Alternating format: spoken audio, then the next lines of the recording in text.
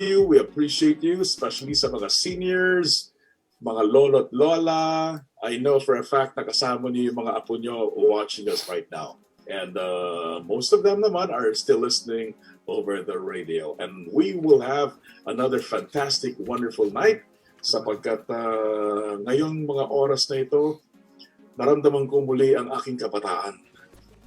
Ang aking kalakasan at Naalala mo ba? Oo, naalala ko. Because our special guest is a special person, batang-bata, guwapong-guwapo, and very talented. Ladies and gentlemen, tonight on a Thursday, let's all welcome Gerald Santos. Yay! Hello, good evening everyone. Good evening, Miss Tony, Miss Pixie, and Sir Richard. Hello, hello. And sa lahat ng viewers and listeners natin, hello po.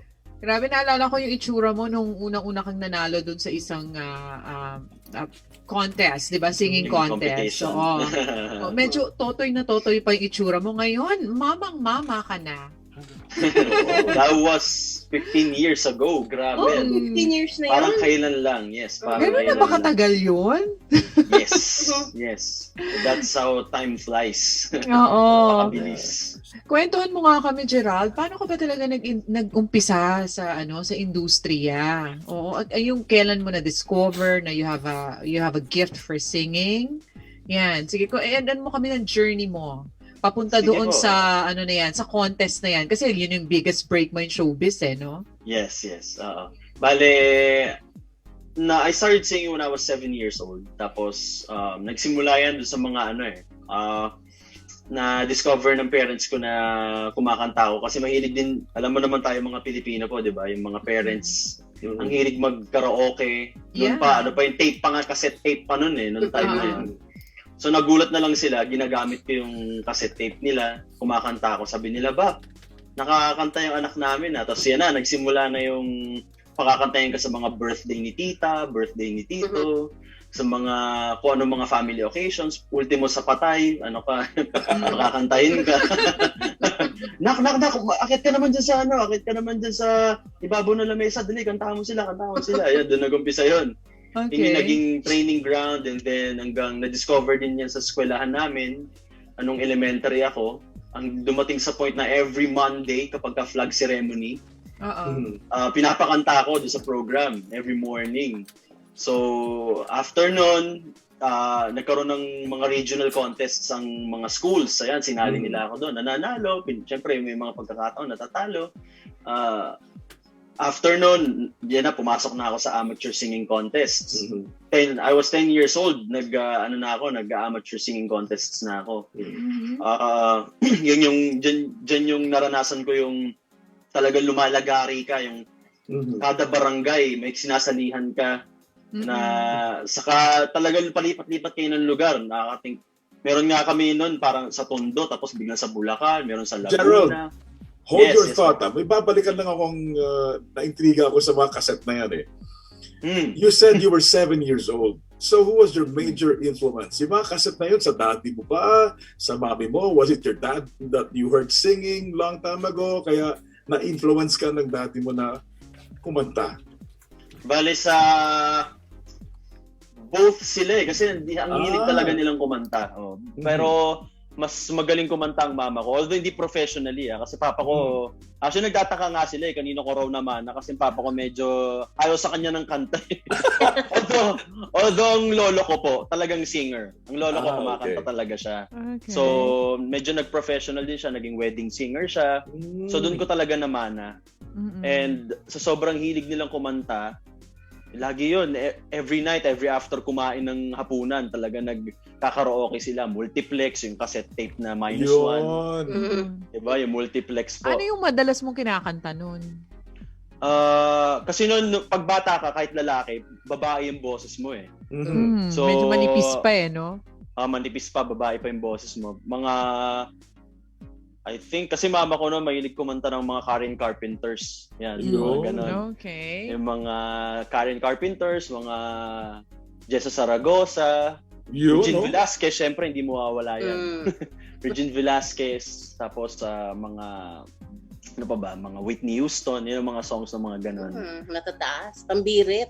Oo. Kasi mataas nga po yung boses mo pagkabata ka kahit lalaki. Mhm. Alright, and then, sabi mo hanggang 10 years old, gumasali ka sa mga contest, di ba? Mhm. Ginawa mo ba yan parang kahit papano yung pinagkakakitaan mo ba yan nung panahon na yon? Kasi may mga Actually, premyo-premyo yan, di ba?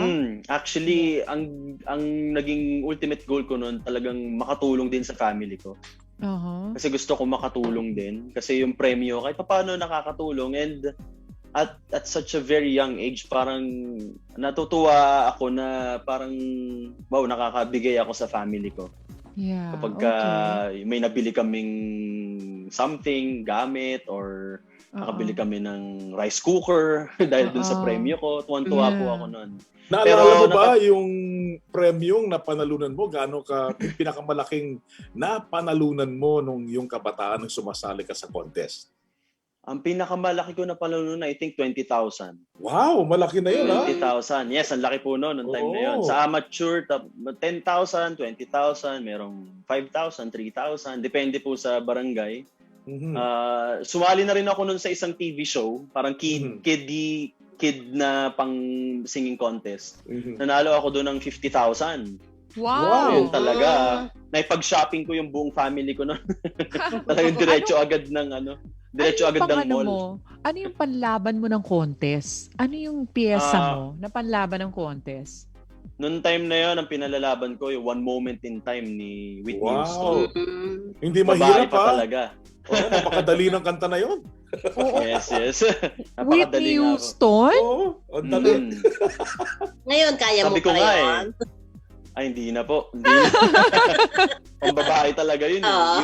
Yung key talaga ni Whitney Houston, yung kinakanta ko nun. Actually, yun yung regret ko kasi nung time na yun, hindi pa uso yung mga cellphone videos, di ba? Wala pa yung mga recording. So, wala akong file. Sabi ko, ano nga kaya ang tunog ng boses ko dati? Kasi yun yung ganun ako kumanta dati, babae yung boses ko. So, hindi ko alam, hindi ko natanda. So, yun yung mga regrets. Yun yung advantage ng generation ngayon na lahat ng nangyayari sa buhay nila, documented na. Documented. Yes. Tama. So yun yung parang paldo-paldo ang dumating dahil sa kay Whitney Houston na One Moment in Time. Yes. One Moment in Time. Tapos kay Regine Velasquez yung You Are My Song. Yung Pangako. Yan. Yung mga ni Regine Velasquez. So hanggang bago sumali doon sa TV, singing contest na yan, yan yung ginagawa mo? Yes, amateur singing contest. Paano contest. yung nag-audition ka ba? Yung sa TV singing contest? Yes, I audition po doon. Bale, ayun na nga, nagkaka-amateur, so ang ganda nga nun, naging training ground ko yun.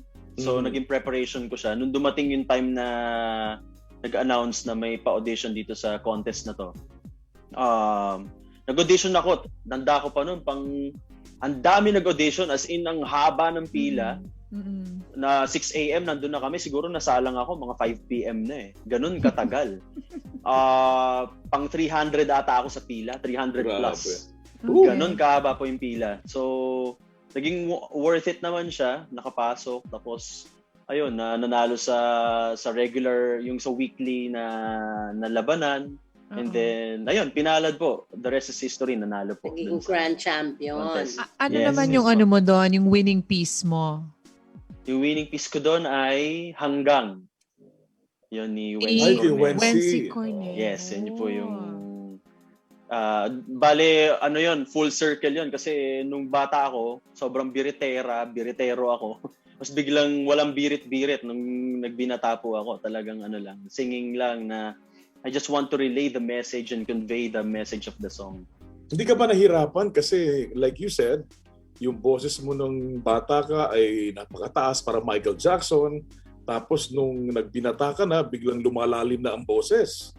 So, did you ever have a problem yung transition na yon, yung pagpili ng mga kanta? Nako, yes po. Ayan, dumadaan yan sa lahat ng mga singers. I'm sure yung puberty na tinatawag, yung pagbabago ng boses, yung transition na yon. Talagang yun yung point na actually dumating ako sa point na parang ayaw ako nang kumanta nung nagbabago yung boses ko. Kasi Kasi sobrang naninibago ako. Sabi ko, ba't hindi ko na maabot itong kanta na to? Sobrang hindi ko matanggap. Hindi ko matanggap talaga na hindi ko na Tapos, hindi mo gusto, pero piyok ka ng piyok.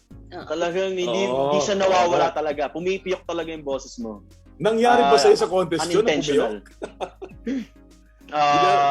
Thankfully, hindi naman. Thankfully, hindi naman. Bali, nung nag-change kasi yung boses ko, talaga nagpahinga ako. Sabi ko, nako, hindi pwede kasi malalagay ako sa alanganin.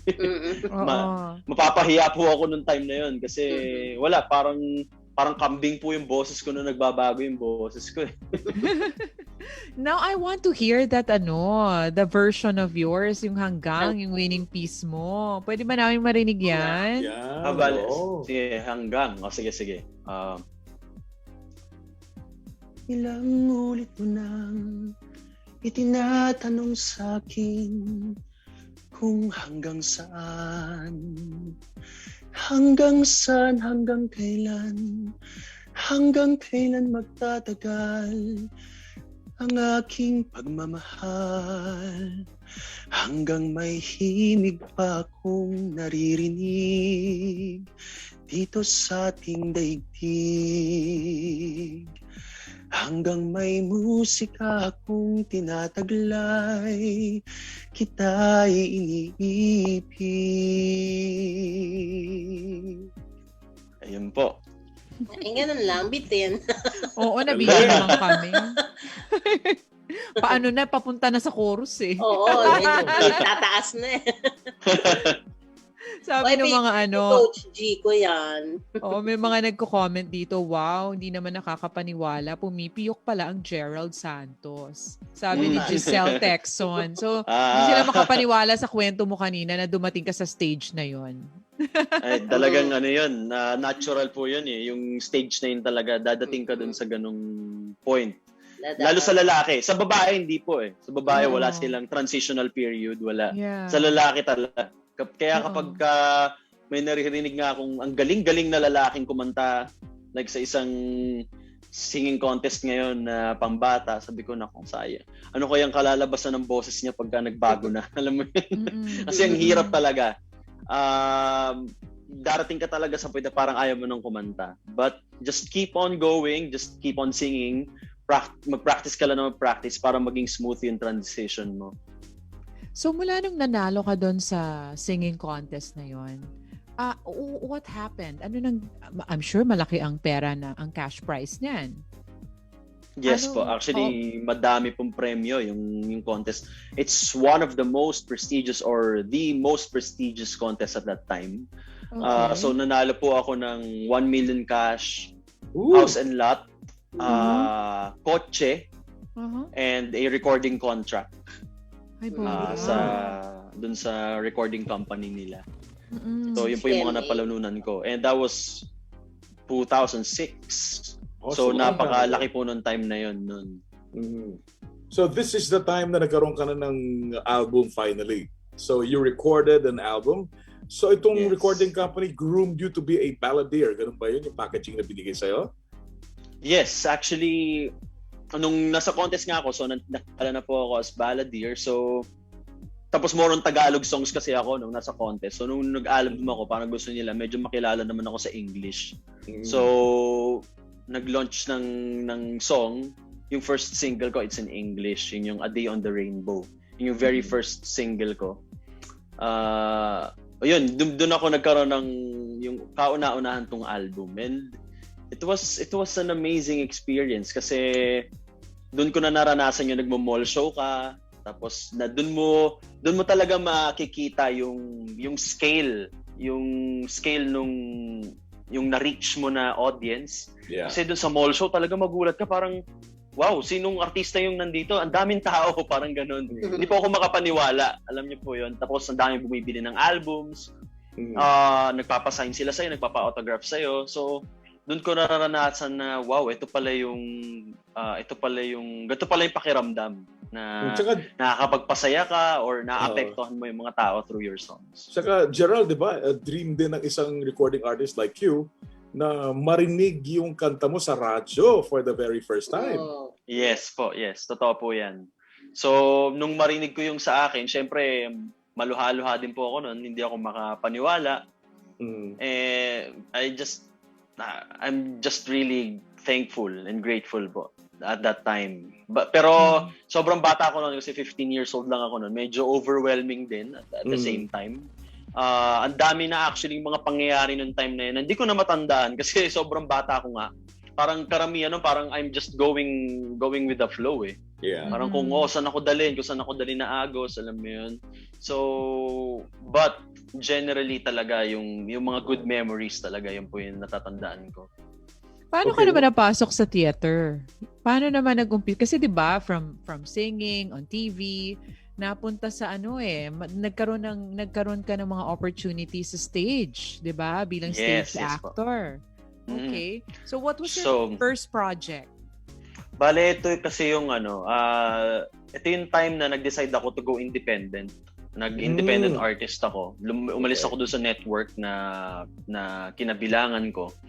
And nung una na yun, parang nun, may regret kayo, parang, ba't ako umalis? Alam mo, kasi, lalo nung time na yun, di pa naman uso yung social media. Wala pang masyadong platforms like today. So, ang laki nung parang nagsisisi ka kasi, syempre, pag may network ka, may TV ka, mas kilala ka, mas magkakaroon ka ng projects.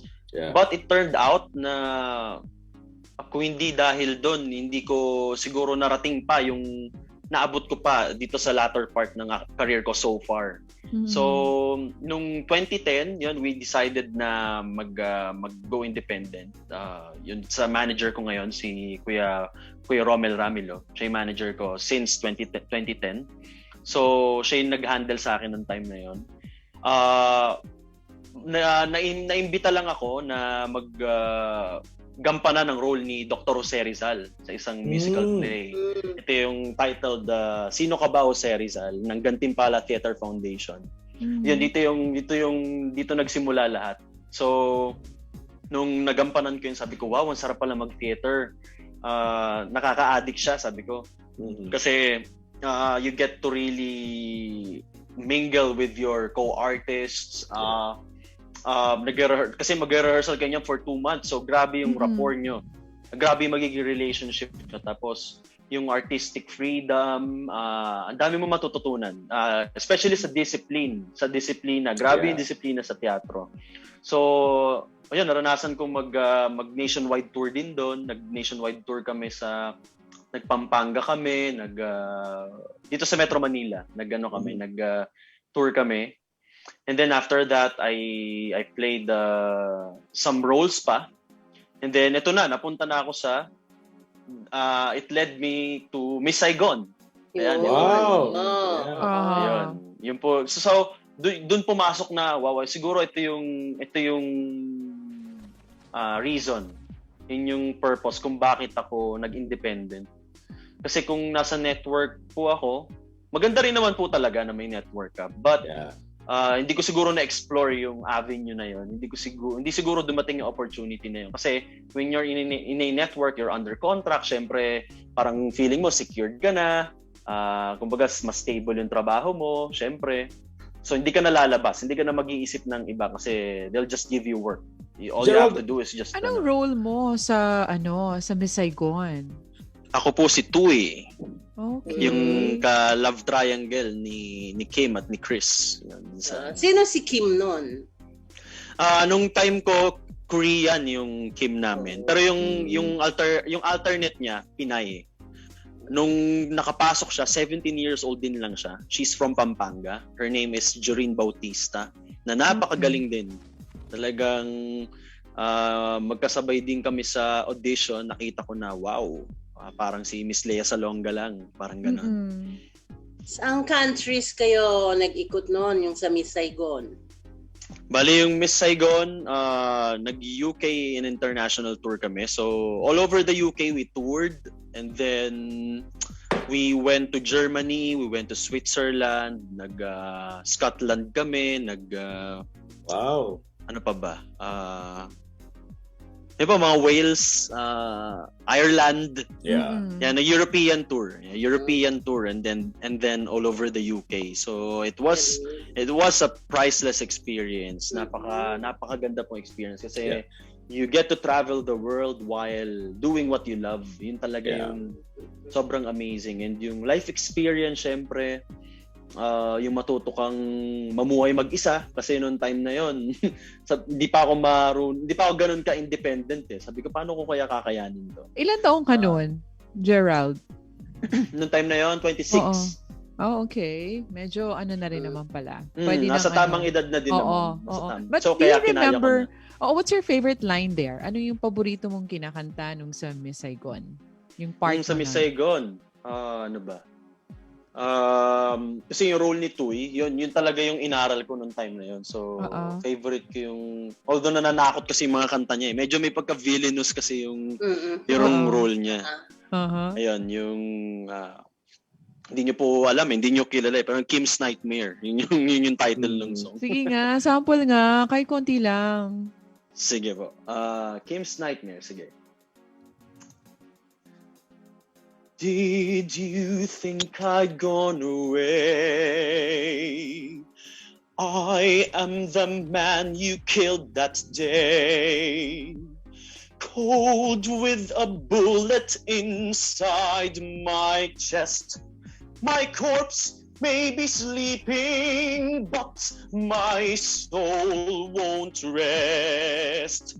I'm the crime that you hid. You can try, but you'll never forget what you did. You will never be free. Not as long as there's me. Yun. Galing! Kanta mo yan nung namatay na si Tuy. Yes. Kasi may eksena. Yan, no? Actually, speaking of that, yan, yung nasa background natin, yun yung eksena na yan, nung pinatay ni Kim si Tuy. So, regalo po sa akin yan from Miss Saigon. Para may sign ni Sir Cameron Macintosh. Parang souvenir nila nung matapos yung tour namin after doing it for 2 years. So what happened was basically yung sacrifice mo to actually leave the network, join the theater, Philippine Theater. So they say, kung totoo, sabi kasi nila, pagka sumali ka sa theater, hindi naman malaki ang mga talent fee. Pero the training, lahat acting, voicing, lahat ng experiences na nakuha mo locally, finally got paid off naman nang mapunta ka sa Miss Saigon. Sa Miss Saigon naman, dito ka bumawi ng magandang TF. Tama? Yes po. Yun na. Parang bongga doon, ano? Bongga. Binawi naman yung years ng sacrifices sa theater dito sa atin. Kasi parang yung Prestige, di ba? Kasi Miss Saigon yun eh. Yes, the Prestige. It's one of the biggest, if not the biggest, Broadway musical in the world. So, it's such an honor and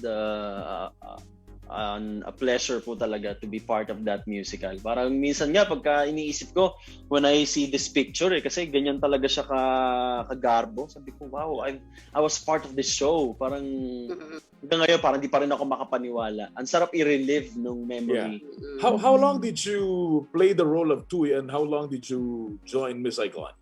I played and was part of Miss Saigon for 2 years. Wow. So, for 2 years, I did 553 performances as Tuy. Grabe. Ngayon. Kaya, ang laki din pong training ground dun sa Miss Saigon. Oo, tsaka iba yung boses ng mga nagtateatro eh, no? Oo, iba. Iba. Kanina na. Oo, tsaka yung sobrang powerful ng boses nila.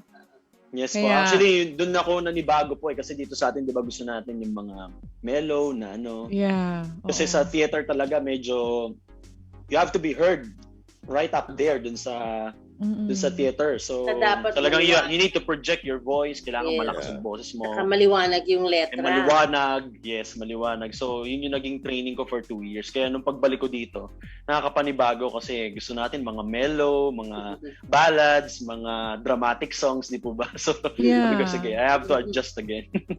Nagkaroon ka ba ng challenge while doing those performances? Sabi mo, 500 plus performances yung ginawa mo. How many times a week do you perform then? I was performing 8 shows a week. 8 shows. So ang hirap nun, 8 shows a week. It's like a regular office day job. Oo. Yung, Hindi ba theater nawala ng doon. boses or nagkaroon ng problema sa pagkanta? Yun yung mga challenging times kapag ka Mm. nagkakasakit ka. Yes. Kasi sometimes you don't have a choice but to still perform kasi although meron ka namang cover na tinatawag, yung meron kang parang karelyebo mo Ka-alternate. pagka may Oo, sakit oo. ka. Syempre may kaukulang pagka umabsent ka, may deduction yan, Mm-mm. Yeah. may yan, alam niyo yun. So minsan kapag ka naka-off din yung karelyebo mo, yung cover mo, you don't have a choice but to still perform kahit na may sakit ka. So yun yung mga challenging times. Pero nalalampasan naman. Basta lang talaga, disiplina. Sobrang disiplina. Kapag ka ramdam ko na parang may kakaiba na sa boses ko, talaga di na ako nagsasalita niyan. Hindi na ako nakikipag-usap. Tapos Re-rest mo na. Yes, nire-rest ko na yung voice ko. Nagtataka yung mga kasama ko, Gerald, how come you're not talking to us? Parang nagtataka sila, parang ano ba ako? Parang masyadong antisocial ba ako? Sabi ko, hindi, I'm just preserving my voice. Kasi ang hirap ng mga songs nito actually. Mm-mm. He has one or siya yung pinakamataas yung mga songs dun sa musical. And very intense yung role niya kasi villainous nga siya. So, napaka emotionally and vocally taxing yung role. Kaya I need to be disciplined talaga. Kaya Pero ngayon, how do you take care of your voice, Gerald? Meron ka bang specific na ginagawa? O may ritual ka ba? Before a performance? May bale iniinom ka ba? Baka pwede natin ngayon gawin. basta ang sikreto lang talaga lalo ngayon nung medyo nag late 20s ako, naramdaman ko na talaga yung tulog talaga. Yung rest, yung tulog. Good sleep. Nung 25 and below ako, hindi ko siya nararamdaman kahit puyat ako, parang normal lang yung boses ko. Pero nung ako nitong late 20s, pagka napupuyat ako, talaga naaapektuhan na siya. Sabi ko, wow, iba pala talaga. So, I need to sleep early. Yun talaga, especially kapag may performance, may kakantahan ako, I need to sleep early. Yun lang sa ngayon. Tapos, kapag may kakaiba ka rin nararamdaman, mga tea, honey and lemon tea, mga ganun. Okay. So, Gerald, how did it feel finally when your stint with Miss Saigon has to end? You know, when there are good beginnings, may closure din yan that you have to go. So finally, when your stint is over, how did it feel and what was your next step after Miss Saigon? Bale, nung time na yon, parang I don't want it to end. Wala, nag-iyakan lang kami talaga. Hindi talaga may iwasan yun Kami ng cast, yung buong cast talagang nag-iiyakan kami, saying goodbye. Tapos kasi uso pa sa theater, uso kasi nagbibigay kayo ng card. Yung lagi basta kung sino may birthday or kahit anong may occasion yan, nagbibigayan kayo lagi ng card or ng gifts. Nung nung end performance nung last performance, bigayan ng mga cards, saying goodbye, saying their farewells. Talagang grabe yung emosyon namin sa performance. Hindi matatawaran yung level ng emotion, ng intensity, and yung harmony nung yung last show na yon. We just don't want it to end. Iyak lang kami and wala. Basta yakapan lang kami ng yakapan. Tapos we said our goodbyes. Masaya naman kasi kumbaga friends kami. We remained friends. Ang dami ko ngayong friends from other countries. Pagka visit ako sa iba't ibang bansa, ang daming mag-entertain. Kasi lagi nga silang actually before the pandemic, sabi nila, just go here, Gerald. You can stay at my place. Ganun. Iba't ibang countries. So, ang saya po. And then after that, naging busy pa rin naman po ako ng pag-uwi ko, pagbalik ko ng Pilipinas. I had my homecoming concert. Bumuhos po yung blessings actually nung dumating ako sa Pilipinas. Ang dami pong mga opportunities. Mas maraming doors na nag-open actually nung pag-uwi ko po ng Pilipinas. Siyempre, mas maganda na yung mo ngayon yung mga achievements. Yes po, may napatunayan kayo sa international scene. Yeah. So, ang dami pong offers, ang daming projects. even movies, ang dami pong mga offers. Sobrang nakakalungkot nga lang ngayon.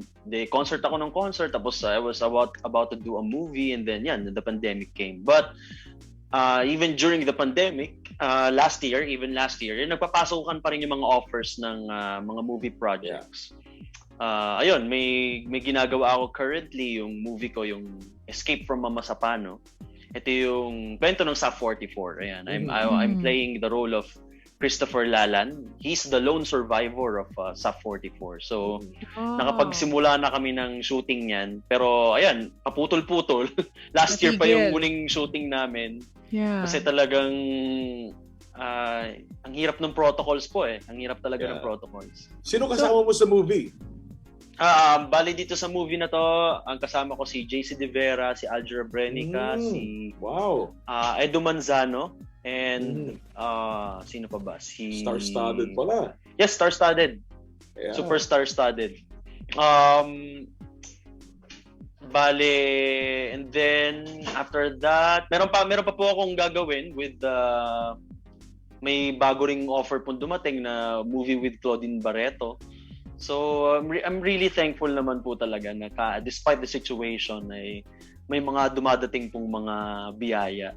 So, mula nung natigil yung shooting mo na yan, so, anong ginagawa mo ngayon? How's your quarantine life? Nasaan ka ba? Ayan, ito. I'm staying in the province right now. Since last year, ay nandito ako. Mas okay magstay sa province kasi hindi ganun ka-crowded. Tapos, ang pinagkabisihan ko lang talaga, just improving, just keep on improving myself. I've been reading mga books, tapos pag may time, workout, tapos I got into, kasi dog lover po ako. So I got into dog breeding. Yan, nag-breed ako ng aso. I'm breeding French Bulldogs. Yan, yung particular breed. Mahal yun Yes po, may pagkamahal talaga sila. So, yun yung kinagigiliwan ko ngayon. And then, ano pa ba? Actually, Gerald, alam mo, ang gusto niyang itanong talaga ni Tony. Oo nga I-rephrase ko yung tanong niya, ha? Pakinggan ang gusto niyang tanong, ngayong naka-quarantine ka dyan sa Batangas, meron bang nag-aalaga sa iyo? Ang dami mo kasing sinabing pinagkaabalahan mo. Iniintay ko yung wala man lang pag-ibig, wala man lang love life. Ayun. Meron naman. Actually, I'm dating currently. How? GCQ dito, GCQ sa province. So, pwede. Mukhang taga Batangas din.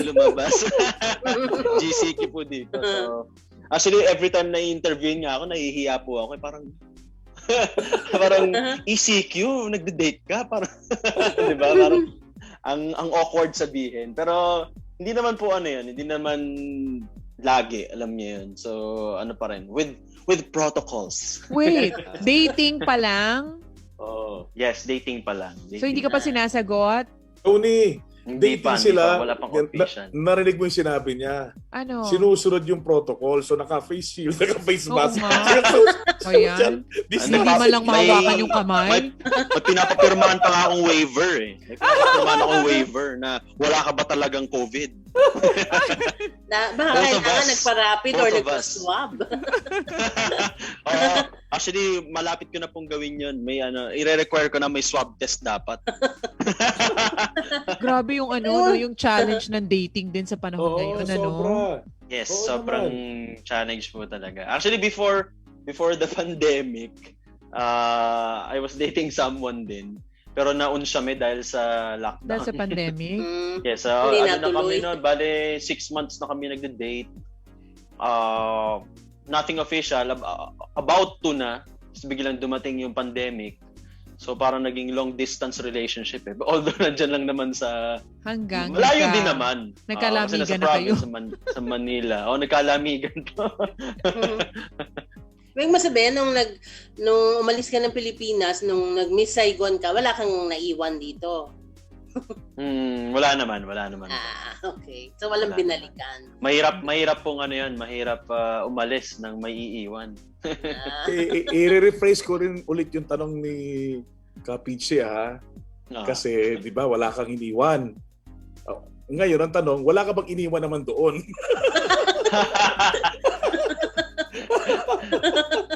Actually, wala kang nakarelasyon na Oo, katrabaho doon sa- mo. Yeah, sa UK. doon sa wala akong nakarelasyon kasi although doon talaga mas uso yung dating lang talaga. Dating. lang. Walang so, official so doon nakipag-date may mga na-date din ako. Kasi alam mo yun sa work namin kasi magkakasama kami all the time eh. Umpisa pa lang nung tour namin, merong mga naging magkakarelasyon. Tapos nakita mo how they ended up. Tapos nagtatrabaho kami, ang awkward ng sitwasyon, parang sabi ko ay hindi pala maganda sabi ko. So sabi ko kung siguro kung magre-relationship ako doon outside ng work.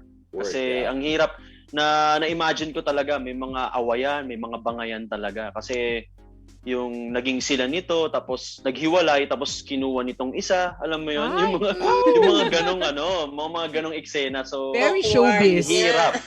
Ang hirap po. So sabi ko, buti na lang pinakita agad nila to sa akin from the start kasi na pigilan ko yung sarili ko na yung makipag-relationship dito sa loob ng trabaho. Okay. So ngayon na lang na mas marami kang time. Yes. So how long have you been dating this girl? How long? 3 months. 3 months, yeah. Okay. And do you have any specific special song for this girl? Ano ba? Baka gusto mong isample lang kami niyan. Sige, pwede itong isa to sa mga ni-revive ko na song. Ito yung Ikaw Lang by Chad Borja na nagkaroon ako ng sarili kong version. Alright. From my 5th album, yung Gerald Santos, The Prince of Ballad and OPM Revival Collection. Ito yung song na Ikaw Lang. Ayun. Ito na lang siguro. Hey. Ikaw lang ang pag-ibig sa buhay ko, ngunit bakit ka naman ganyan? Walang tiwala sa akin, mahal naman kita, tunay ito aking sinta. Hindi kukupas kailan pa man, kahit itanong mo kanino man, mahal kitang talaga. Gabi-gabi na lang sa pagtulog ko, ikaw lang ang panaginip ko. Pag ako'y gising na, ikaw pa rin ang nasa isip. Kahit hindi mo ako kapiling, asahan mong sa iyo pa rin ang pusong ito na iyong inangkin. Ganda naman. Wow. Buwang napasagot na kaagad ni Gerald kung sino man siya. Alam mo, ang daming nagtatanong dito sa comment section natin. Naintriga sila kung sino daw tong girl na to. Baka, hindi, wag na nating sabihin. Pag girlfriend na ni okay? Pag official mahirap na. i-broadcast, mahirap i-announce. Baka mabasted pa eh. Wag muna. Amount siya, na naman. Mapabigat po tayo. May nag-comment dito ha, sabi niya, si Jessel Texon, sabi niya, so handsome, Thuy. Ikaw na yatang pinakagwapong Thuy. Wow. Thank you From naman. Jessel Thank you, Ate Texon. Jessel. Thank you so much. Kasi usually talaga si Tuy, kasi nga may pagka-villainous yung role niya. So medyo dapat terrifying, medyo Oo nga eh. intimidating and imposing. Parang ang bait ng mukha mo eh. Oo nga. Yes po, yun Ang talaga tinding yung acting ang ginawa mo doon. Yun nga po eh. Hindi ko alam kung ano nakita po nila. Nadaan din sa makeup, no? Minsan nadadaan sa makeup din eh. Actually, wala. wala silang makeup for me kasi nga you're a military guy, parang you have to look okay. natural. Siguro sa lighting, tapos Sa lighting. kapag ka syempre naka-uniform ka na, medyo kumbaga you have the presence. Nadadala na. So, sa Yes, acting talaga nadala sa acting, mahusay. Alright. Okay, so Gerald, meron ka bang gustong i-promote? Meron ka bang bagong song? Yeah. Or maybe your social media account? Saan ka namin pwedeng mapanood pa? Or business na pwede niyang yung mga Yes. nanonood sa atin. Ayo po, interested. yes po. Tama po. Ayun, una-una yung aking pong social media accounts. Please do follow and share my Facebook fan page. It's facebook.com/The Ballad Prince Official, and sa Twitter and Instagram, it's The Gerald Santos. And yung YouTube channel ko, mag-subscribe din po kayo, Gerald Santos. And I have upcoming movies. Ayun po yung Escape from Mama Sapano. I'm playing the role of Christopher Lalan, the lone survivor of SAF 44. Abangan niyo po yan under Borracho Film Productions. And ayun, I will have a movie with Miss Claudine Barreto. Hopefully this year din po yan ma-release namin both. And meron din po akong upcoming musical, pero online lang po. Online. We will be shooting this and then we will show it online. Ito po yung I Will the Musical. It's a musical about the life of Dr. Willie Ong. Ipapalabas po ito ng libre sa kanya pong mga social media accounts. So abangan niyo po yan, I Will the Musical. Starring me, yours truly, Paulina Yang as Dr. Liza Ong, and Jet Pangan, Robert Senya, and Miss Ima Castro. Ayan, yun po yung cast namin.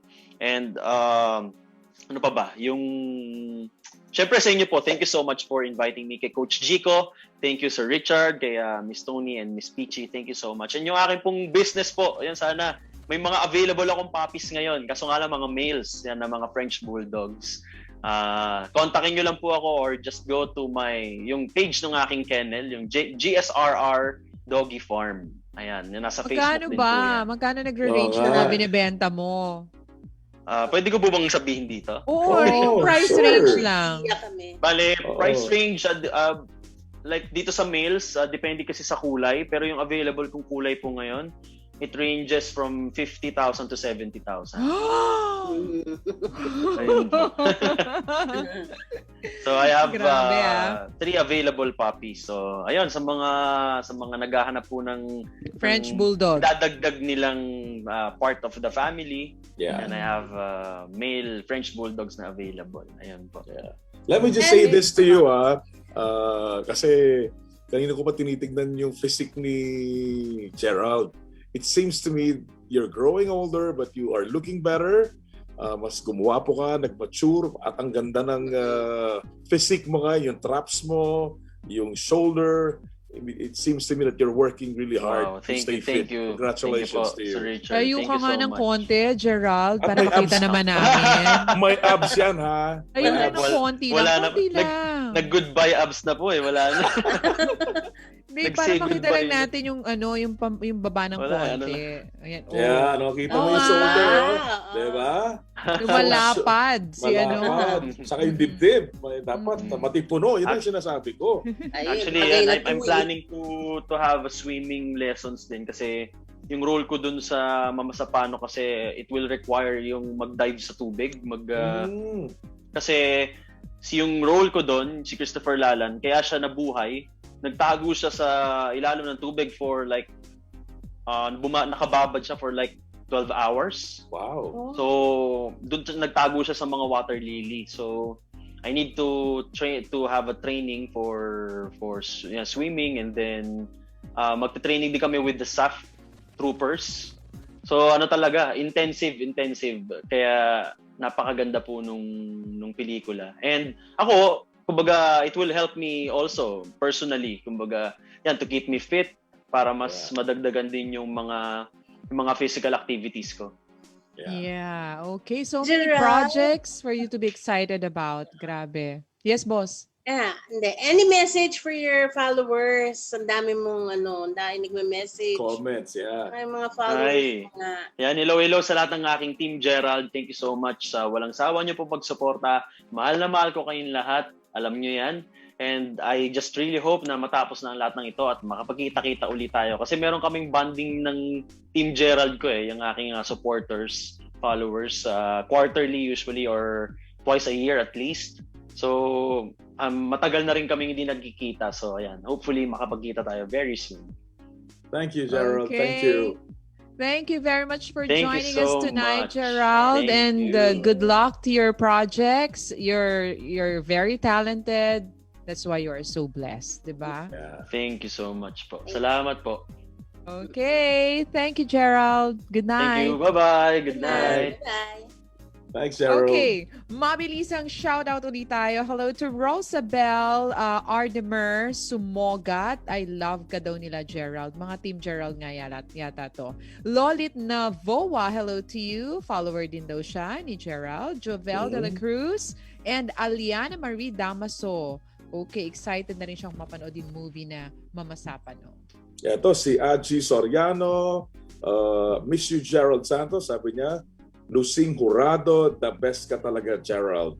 Si M. Jane Tabunot, and also would like to greet Ernie Dolar, as well as the members of the Mathematico family, lalong-lalo na kay Zenny. Maraming salamat po sa inyong mensaheng palala.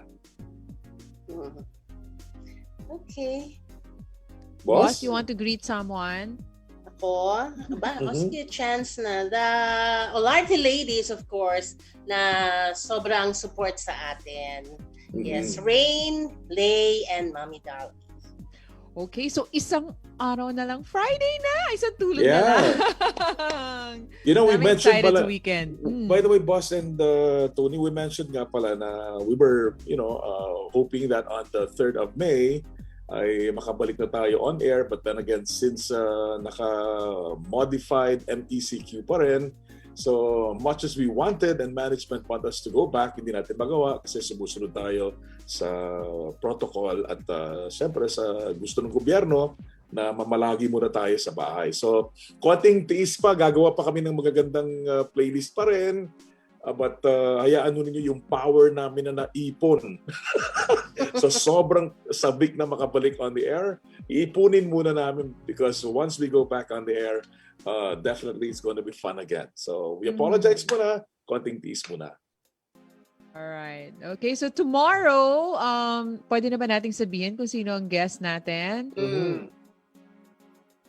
Okay. Side A Redux. Okay, ito yung original Side A band. Yeah. And what time are we going, live tomorrow? Ayun. Okay, So, and we'll be airing, tayo. we'll be airing tomorrow 9 o'clock kasi 9 medyo o'clock. request nila dahil merong someone from abroad, right? Yeah.